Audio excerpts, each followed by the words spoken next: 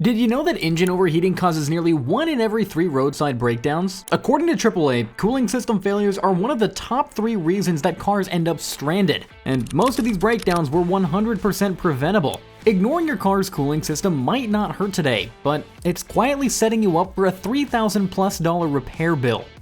In this video, we're going to show you the exact steps to make your cooling system last forever, based on real data and mechanic experience. Now, most people only learn this kind of stuff after they've wrecked their engine, so don't be one of them. Hit subscribe and we'll keep your car out of the repair shop. And don't skip around, because at the end, we've got 2 bonus tips for you. One's a trick that even seasoned mechanics don't tell you, and the other is a DIY move that you can pull off at home that could literally save you $2,000 or more. Let's dive in. Tip number 1, use the right coolant. Now, we gotta start with this, because this mistake alone ruins thousands of engines every year. All coolant is not the same. No matter what the guy at the gas station tells you, we've seen people top up their coolant with tap water or grab the first green bottle they see on sale, and it's like putting orange juice in your gas tank. Let me explain. Coolant, also known as antifreeze, is just colored water. It's a very specific mix of chemicals designed for your specific engine. It doesn't just keep your engine cool, it also stops it from freezing in the winter, prevents internal corrosion, and is lubricating your water pump, keeping pressure in check. Modern engines are built with specific metals, sensors, and gaskets, and the wrong coolant can trigger chemical reactions that corrode your water pump, eat through your radiator, or clog heater cores until your cabin never gets warm air again. And here's the worst part. You won't even notice the damage until months later, when the radiator leaks or your head gasket blows. And that is a $3,000 repair, minimum. So, if you've ever replaced your radiator more than once or keep topping up your coolant without knowing why, well, that could be the reason. Now, here's the golden rule. Use the coolant listed in your owner's manual. Period. If it says HOAT, OAT, or IAT, get that exact type. And if the bottle reads pre-diluted, don't mix it with distilled water. But if you are diluting it yourself, then this next step is for you. Tip number 2, always use distilled water. Now, this is where most DIYers mess it up. Tap water should not be used as coolant because it has minerals, and minerals become deposits. Deposits end up clogging up your radiator, they rust the inside of your engine, and they trigger early overheating. Now, distilled water costs less than a cup of coffee, but it saves you hundreds of dollars down the road. It's pure with no minerals, no salt, hence no surprises. It mixes in cleanly with the coolant and protects your system. And here's a pro tip. If you want to go the easiest route, buy pre-mixed 50-50 coolant. It's factory matched and removes all the guesswork. And speaking of guesswork, how do you know when your coolant needs changing in the first place? Well, this next tip is where most people wait too long. Tip number 3, don't ignore coolant flushes. Now, here's the hard truth. Most drivers wait until something breaks before ever taking action. But by then, it's too late. Coolant doesn't last forever. Over time, it breaks down chemically and becomes acidic. And that eats into your radiator, your hoses, and your gaskets. Not to mention your wallet. Most modern coolants last anywhere between 5 to 10 years, depending on the type. Green silicate-based coolants will last about 30,000 miles. An orange or gold extended life coolant will last you close to 100,000 miles. But here's what we recommend. Flush your coolant every 30 to 50,000 miles, just like oil changes. It's preventative care. And here's how you know your coolant's gone bad.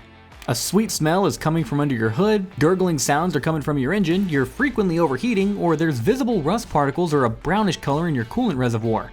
And if you've ever used the wrong coolant in the past, then you definitely need a flush. But flushing isn't enough if the part controlling your coolant is broken. And this next tip teaches you how to deal with that. Tip number 4, replace your thermostat every 4 to 5 years. Now, this is the part that no one ever thinks about, until their car is overheating on a highway. The thermostat in your car is a $30 part that can cause $4,000 in damages. It's a simple valve that opens and closes depending on the engine temperature. If the temperature is too cold, it stays shut. If the engine is hot enough, it opens up and lets coolant flow. But if that thermostat gets stuck shut, well, coolant can't reach the engine, and you're in trouble fast. However, if it sticks open, then the engine stays too cold, which also causes issues like poor fuel economy, increased emissions, or extra engine wear. The best practice is to replace it every 4 to 5 years, or at least have it checked out during a coolant flush. A pro tip for you guys would be to only use OEM thermostats. They're built to your engine specs, and aftermarket ones may fit, but they don't always function right. And that is a gamble that you simply don't want. But wait, your thermostat and coolant are useless if this next piece isn't working. Tip number 5, check your radiator cap. Now this tiny part holds back 16 pounds of pressure every time you drive, and that is enough pressure to boil coolant at a higher temperature, which prevents overheating. But if the cap seal wears out, the pressure drops and coolant boils sooner. Your engine starts overheating and no one has the sense enough to check the cap. But how do you test it? Well, auto shops use a cap pressure tester, but here's a DIY trick. When the engine is completely cool, press the center of the cap. If the rubber is cracked or the spring feels loose, it's time to replace it. Radiator caps are cheap, usually just under $20, but replacing it can save your entire engine. But even if the cap works and the coolant flows, you're still in danger if your radiator is clogged. Tip number 6, clean your radiator externally. Now, we are not talking inside the radiator here. We're talking about the outside fins, those thin little metal layers that air flows through. If dirt, bugs, or leaves are clogging it up, then airflow is blocked, and no airflow equals no cooling. Every few months, simply take a garden hose and spray the front of the radiator gently and use a soft brush if needed, but try not to bend the fins. They're pretty delicate. And if your car's running hot in traffic but cools down on the highway, this could be your problem. Okay, but what if we've done all this and still get random overheating? Well, then we need to start thinking a little deeper. Tip number 7, bleed air from the cooling system. Now, this one's sneaky. After a coolant change, tiny air pockets can get trapped inside the system, and these air pockets block coolant flow, usually around the water pump or the cylinder head, and they create hot spots. Here are some common symptoms of this: engine overheating with no obvious leaks, gurgling or bubbling in the reservoir, the heater stops blowing hot air. And how do you fix this? Well, simply bleed the system using the bleeder valve, or run the engine with the heater on full blast and the radiator cap off, topping up as air escapes. It's pretty simple, but 90% of DIYers don't or forget to do this. And now for the part that most mechanics never explain clearly, and it can make your cooling system bulletproof. Tip number 8, inspect your water pump and hoses. Now, your water pump is the heart of the cooling system. It moves coolant from the radiator through the engine and then back again. And if this pump goes bad, then coolant stops moving. The engine overheats, and just like that, you're looking at about $1,500 in repairs.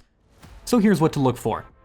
Leaks from the weeping hole, grinding noises, coolant pouring out under your car, overheating at idle but not while driving.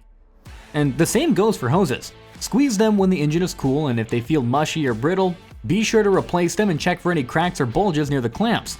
A busted hose can burst under pressure and spray coolant everywhere. We've seen engines seize up in minutes from one bad hose. And now, here are 2 bonus tips that could save you thousands. Bonus tip number 1, DIY pressure test. Now, have you ever wondered if you have a hidden leak but simply can't find it? Well, you can buy a cooling system pressure tester for $30 to $40 online. It attaches to your radiator or coolant reservoir and pumps pressure into the system. And if the pressure drops, you've got a leak. This test reveals leaks from places you can't see, like a water pump seal or a cracked radiator, and it lets you find the issue before it blows. Bonus tip number 2, know when not to replace the radiator. Now, radiators don't fail nearly as often as people think. Before replacing it, be sure to do a pressure test, like we mentioned, a coolant flush, a cap test, and a thermostat check. Most overheating isn't because of a bad radiator. It's one of those other parts failing first. I mean, we have seen drivers spend $600 replacing a perfectly good radiator when the real issue was simply a $25 cap. So, here's a recap for you to make your cooling system last as long as your car. Use the right coolant, add only distilled water, flush in on time, replace the thermostat regularly, check the radiator cap, clean the radiator fins, bleed out any air pockets, monitor your water pump and hoses, and don't forget your bonus DIY pressure test. If you're sure to take care of your cooling system, your engine will thank you with years of smooth, breakdown-free driving. And if you want more useful car advice, be sure to hit that subscribe button down below, and we'll keep bringing the good stuff.